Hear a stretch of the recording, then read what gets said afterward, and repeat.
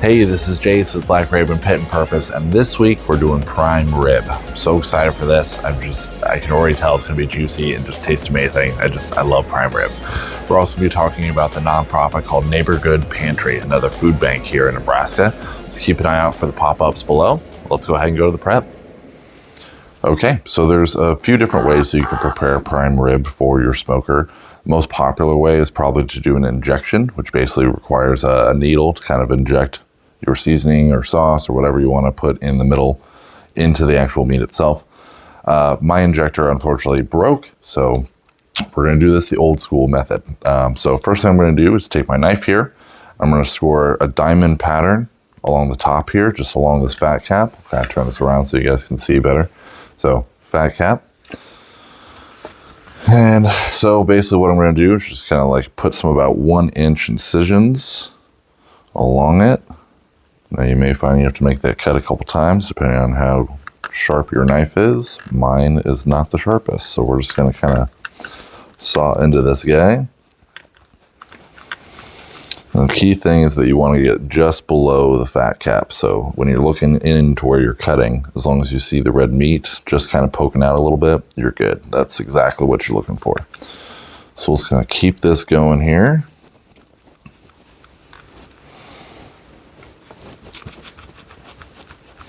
Now the point of doing this is to kind of give the rub that I'm about to put on a chance to actually get into the meat. The fat's going to render down pretty well, but we're just going to kind of help that flavor kind of get along. I'm going to move this over here so I don't hit it.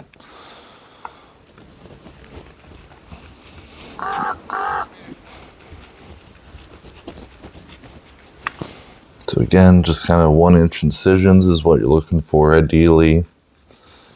If your fat cap is thicker than 1 inch, then absolutely trim some off. The hard fats will actually have trouble rendering down as we're smoking this. So the leaner we can keep it, the better. But this guy, when I picked it up, looked pretty well prepared, so I did not bother to trim it at all.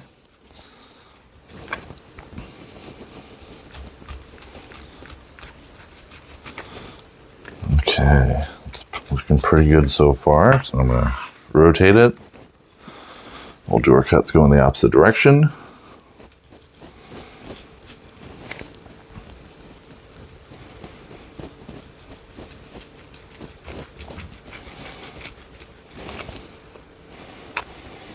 And you might find that you have to kind of hold it together at some parts, like I am.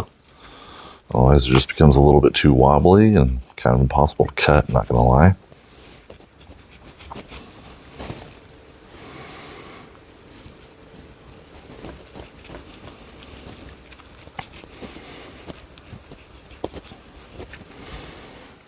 Just going to keep working your way along.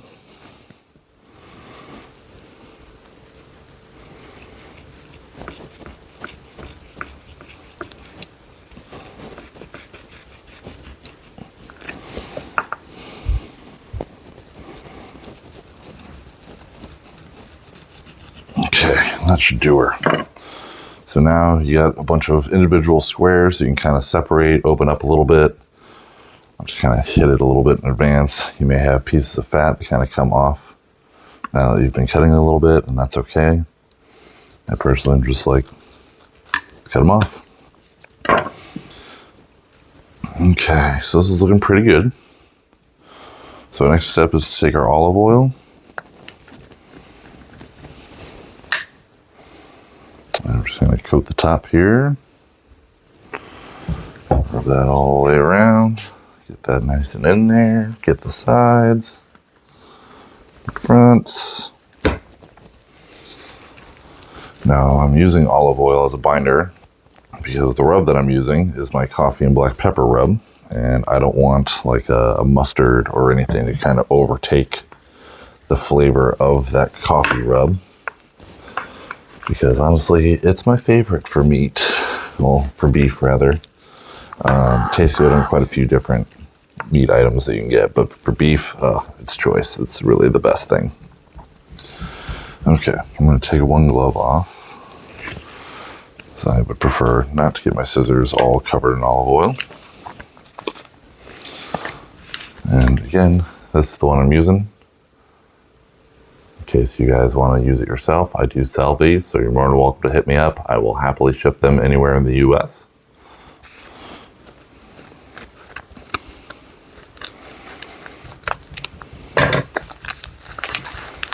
Alright, so we got that open.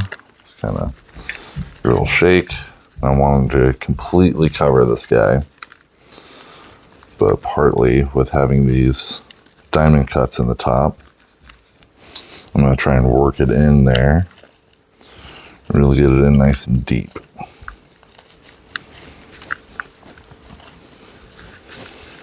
So you may see that I'm actually even opening this up, kind of pouring a little bit in, moving it around. That's what you want. The more you can get down there, the better. And again, if you're, using a injection, that's a great way to kind of get some flavor down into the meat itself.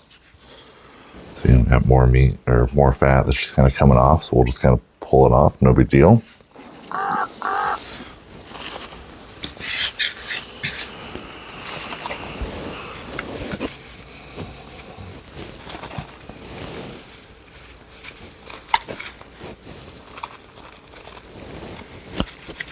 Okay, it's looking pretty well covered.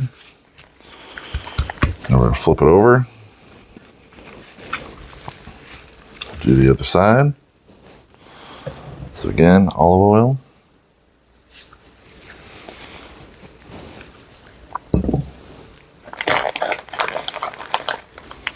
And more rub. You really want to cake this as much as you can on here. Pat it down. Really get that to stick as best you can. We can go through and like double hit some of these sides. Kind of just make sure you get every square inch that's possible.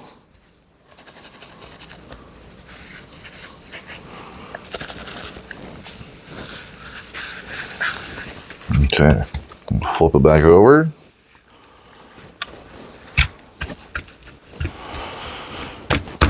All right, now we're gonna let this sit out on the counter here so I can get it at room temperature. With this being a 7-pounder, probably be about half hour to 45 minutes until it's ready to go in the smoker. So once you kind of get your rub in there, just kind of double check all your cuts here. Make sure you got it down in there. It's like a few spaces that I might have missed already.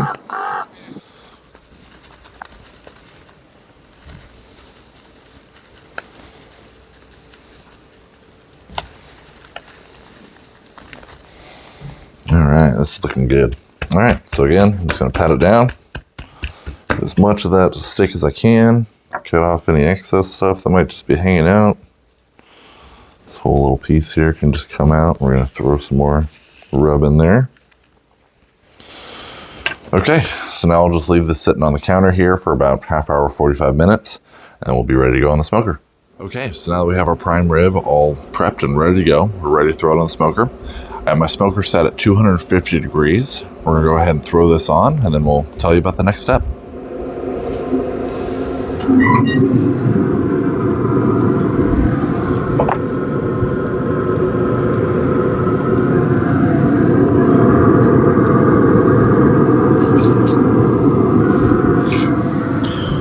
Okay, so I'm putting it in with the fat side up. I'm gonna stick a probe in here. I want to hit the thickest part, which is about right here.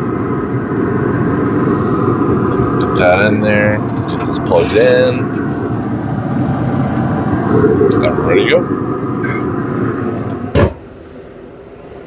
All right, so now that we have that in the smoker, we're gonna go ahead and let it sit until it gets to an internal temperature of 118 degrees. And we're gonna get ready to actually sear it.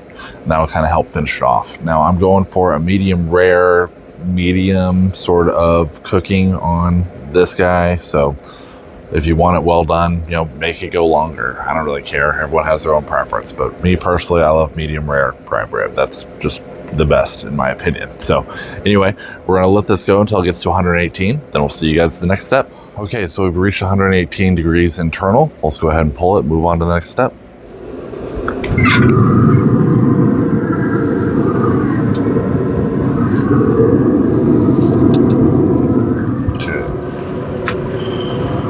Next, we're going to lightly cover this in foil.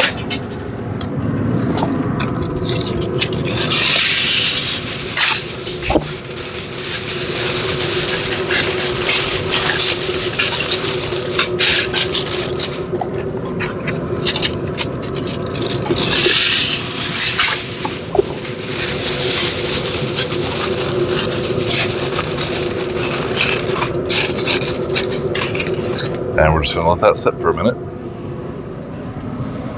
Okay, so next we're looking to do a reverse sear. So I'm actually going to crank my smoker all the way up to 400, 450 degrees, however high I can get it. Once it gets to that, we'll move on to the next step. In the meantime, we're just going to leave our prime rib sitting in the foil that we did. Okay, so our grill is at 450 degrees. I adjusted my probe before, while I cut camera here, and the temperature shot up to 147 degrees. So it's very well possible I ruined this prime rib, but we won't find out until we cut it open. So we're just going to go ahead and move forward. Future case, or just a side note, make sure that you put your probes in the middle of your meat, because I honestly have no idea whether this is right or not, but we're just going to keep trucking forward. So let's go ahead and move to the sear.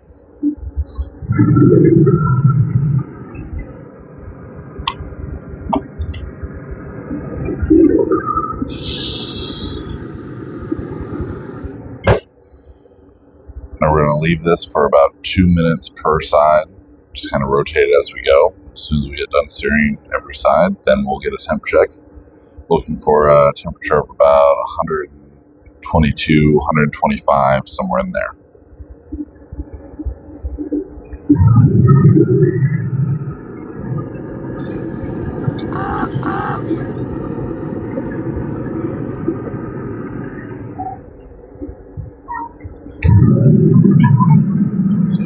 Well, move it. Flip it over to the top side.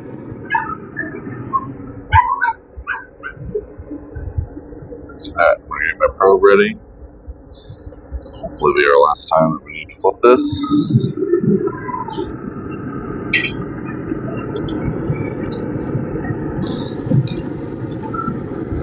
Probe in.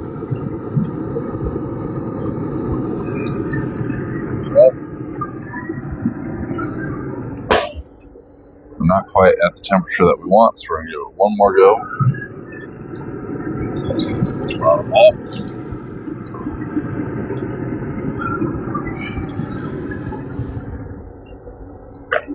No idea if this is going to be accurate or not, but I'm going to call this done.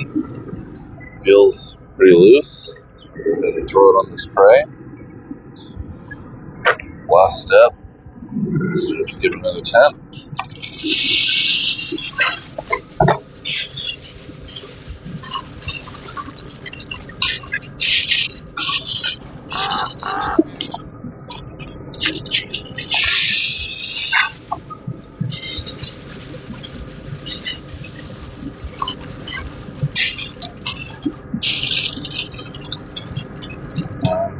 Let's hope for the best. Okay, well, I think it's safe to say this might have been one of my hardest smokes I've ever done. This thing has been resting for about 20 minutes now. Let's go ahead and open her up, see what we got. Fingers crossed I didn't mess this up.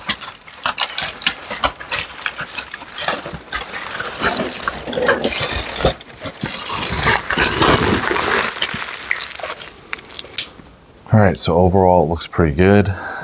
I'm honestly not sure which way to cut this, so we're just gonna kind of rotate this around here.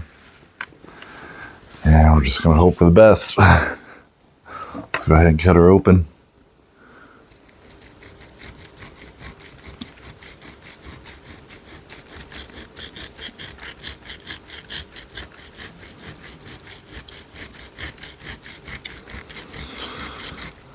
I'm so nervous.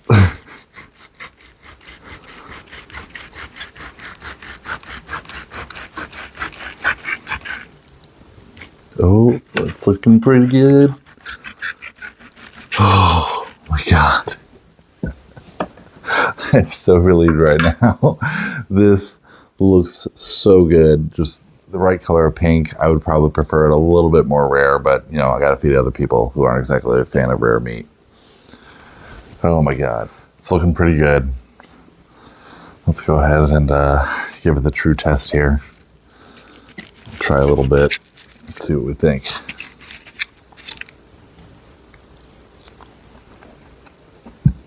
Oh man.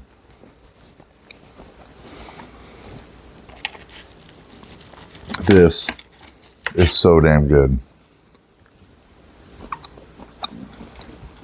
Wow. This is so tender, juicy, flavorful. This is everything I was hoping it would come out to.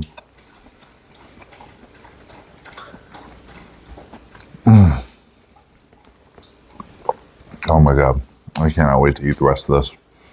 I'm gonna make so many sandwiches right after I feed the rest of the family. Oh my gosh. Anyways, I'm so relieved this came out great. Hopefully you guys have the same sort of success that I did.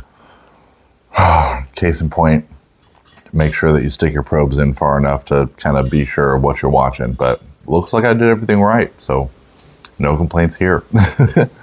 Be sure and check out our nonprofit of the week, Neighborgood Pantry. They do a lot of good for our community, and we should really support them as much as we can.